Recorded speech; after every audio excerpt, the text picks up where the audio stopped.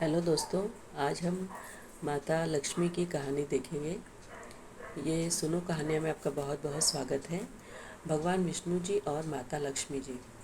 एक बार भगवान विष्णु जी शेषनाग पर बैठे बैठे बोर हो गए और उन्होंने धरती पर घूमने का विचार मन में किया। वैसे भी कई साल बीत गए थे धरती पर आए और वह अपनी यात्रा की तैयारी में लग गए। स्वामी को तैयार होता देखकर लक्ष्मी माँ ने पूछा, आज सुबह सुबह कहाँ जाने की तैयारी हो रही है? विष्णु जी ने कहा, हे लक्ष्मी, मैं धरती लोक पर घूमने जा रहा हूँ।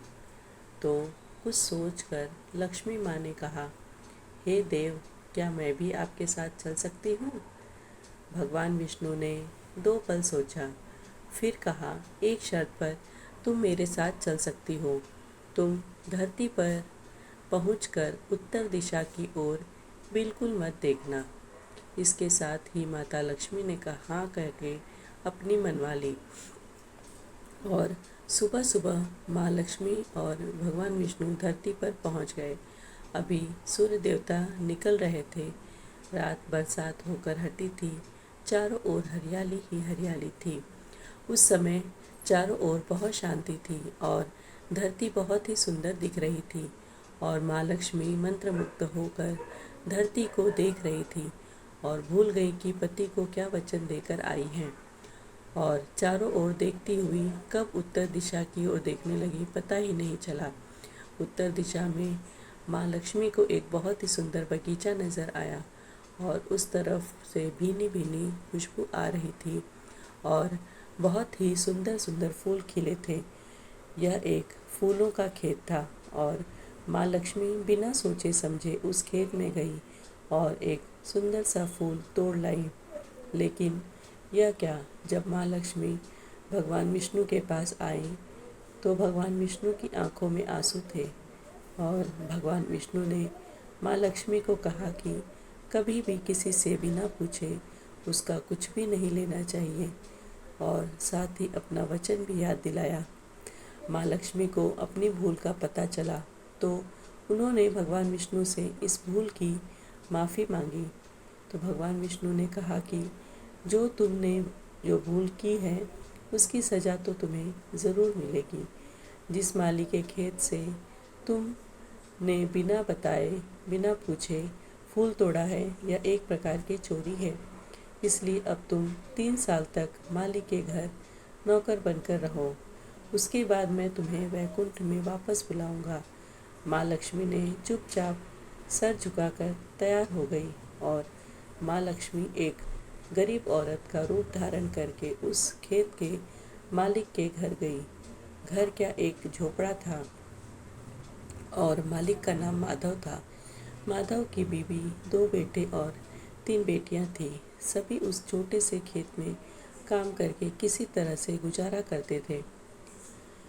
माँ लक्ष्मी जब एक साधारण और गरीब औरत बनकर जब माधव के झोपड़े पर गई तो माधव ने पूछा, बहन तुम कौन हो और उस समय तुम्हें क्या चाहिए? तब माँ लक्ष्मी ने कहा, मैं एक गरीब औरत हूँ, मेरी देखभाल करने वाला कोई नहीं। मैंने कई दिनों से खाना भी नहीं खाया। मुझे कोई भी काम दे दो, साथ में मैं तुम्हारे घर का काम भी कर दिया करूँगी। बस मुझे अपने घर में एक कोने में आसरा दे दो। माधव बहुत ही अच्छे दिल का मालिक था। उसे दया आ गई, लेकिन उसने कहा, बहन मैं तो बहुत ही गरीब हूँ। मेरी कमाई से मेरे घर का खर्च मुश्किल से चलता है, लेकिन अगर मेरी 3 की जगह 4 बेटियाँ होती तो भी मैंने गुजारा करना था।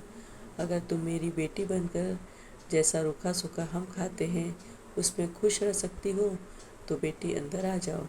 माधव ने माँ लक्ष्मी को अपने झोपड़े में शरण दे दी और माँ लक्ष्मी 3 साल तक उस माधव के घर पर नौकरानी बनकर रही।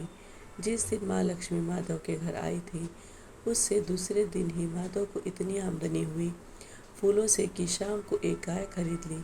फिर धीरे धीरे माधव ने काफ़ी ज़मीन खरीद ली और सबसे नए अच्छे अच्छे कपड़े भी बनवा लिए और फिर एक बड़ा पक्का घर भी बनवा लिया। बेटियों और बीवी के ने गहने भी बना लिए और मकान भी बहुत बड़ा बनवा लिया। माधव हमेशा सोचता था कि मुझे यह सब इस महिला के आने के बाद मिला है। इस बेटी के रूप में मेरी किस्मत आ गई है मेरी।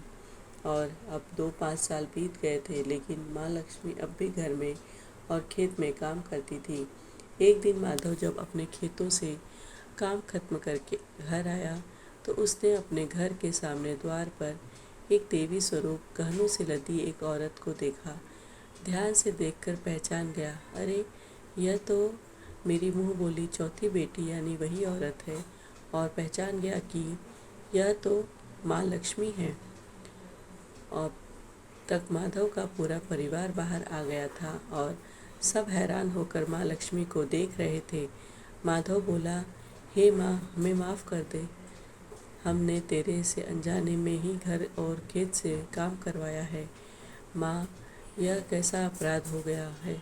माँ, हम सबको माफ़ कर दो। अब माँ लक्ष्मी मुस्कुराई और बोली, हे माधव, तुम बहुत ही अच्छे और दयालु व्यक्ति हो।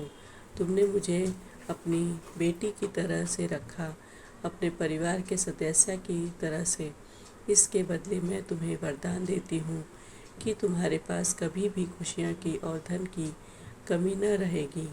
तुम्हें सारे सुख मिलेंगे जिसके तुम हकदार हो। और फिर माँ अपने स्वामी के द्वारा भेजे रथ में बैठकर वैकुंठ चली गई। इस तरह यह कहानी समाप्त होती है। आप सभी को बहुत बहुत धन्यवाद है कहानी सुनने के लिए। अगर मेरा चैनल पसंद आता है तो लाइक, शेयर एंड सब्सक्राइब करिए। Thanks for watching.